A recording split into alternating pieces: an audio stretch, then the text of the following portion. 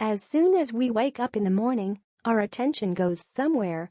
Like a radar system, our minds pick up whatever seems to be loudest in their field of sensitivity. They might go to uncomfortable thoughts about the day ahead. They might focus on the question of how tired we still feel, or how drained we are, or how we can motivate ourselves to leave the snug invisibility of the duvet realm. Our attention might go, of course, to the dreams from which we have just awakened.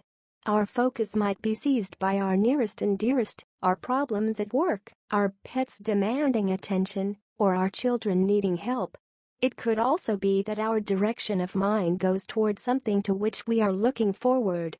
So each day, we start the waking hours with mind activity that also has physical experience and emotions mixed with it. If you think about it, very often the first impressions of the day are shaped by the kinds of thoughts, sensations, and emotions that arise when we wake. They affect the day that unfolds, like a filter or haze or particular tune playing across the course of the day.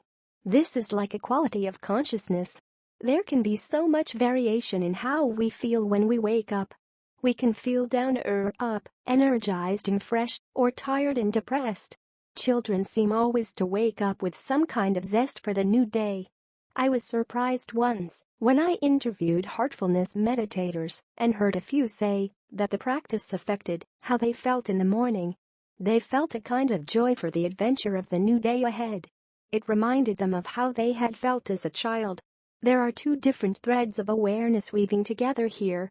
It seems that there is a part of us that is always aware of something, as if we are making a map with our experience through our brain and nervous system, telling us what is going on from moment to moment as it keeps changing. So we have a sense of being here in an environment and time, being alert to what is going on, and vigilant in spotting new things happening. On the other hand, we can get in the car to drive a familiar route and find that we do not even notice where we are until we realize we have gone into autopilot and taken a turn that is not the one we wanted on this occasion.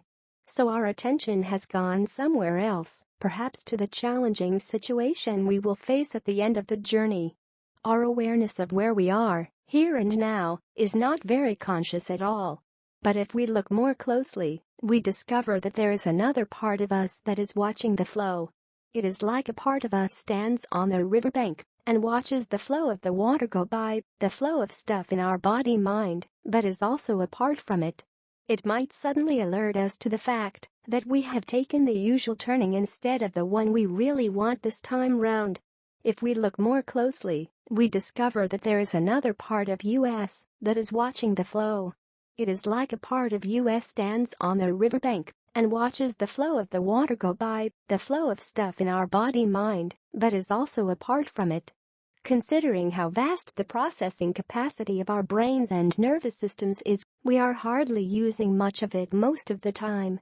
According to Paul Reber, a professor of psychology at Northwestern University writing for Scientific American, the human brain consists of about 1 billion neurons.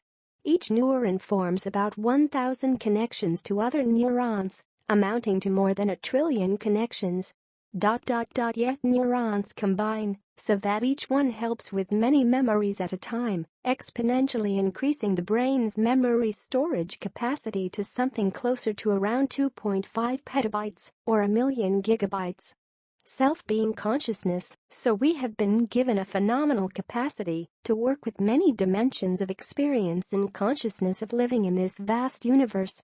Yet, most of the time, if we are honest, what preoccupies our minds are all kinds of rather small and limiting thoughts, ideas, emotions, and obsessions, as a kind of undercurrent bubbling away. Our minds seem to run away from us and bother us with relentless activity. Alternatively, we might feel a bit empty and bored and desperately seek to find something to fill our attention, such as food or distractions, our smartphones, computer games, TV shows, or music. Our radar system seems to be easily attuned to emotional and turbulent feeling experiences. Our awareness or consciousness is often taken by the more dramatic waveforms of emotion than the more harmonious ones of calm. What shifts us out of these patterns? Physical activity or relaxation can help us feel connected to ourselves in a whole and immediate way, and also present and grounded in the moment. When we feel especially close to others, this can also release us from all the drama in our minds so that we can let go.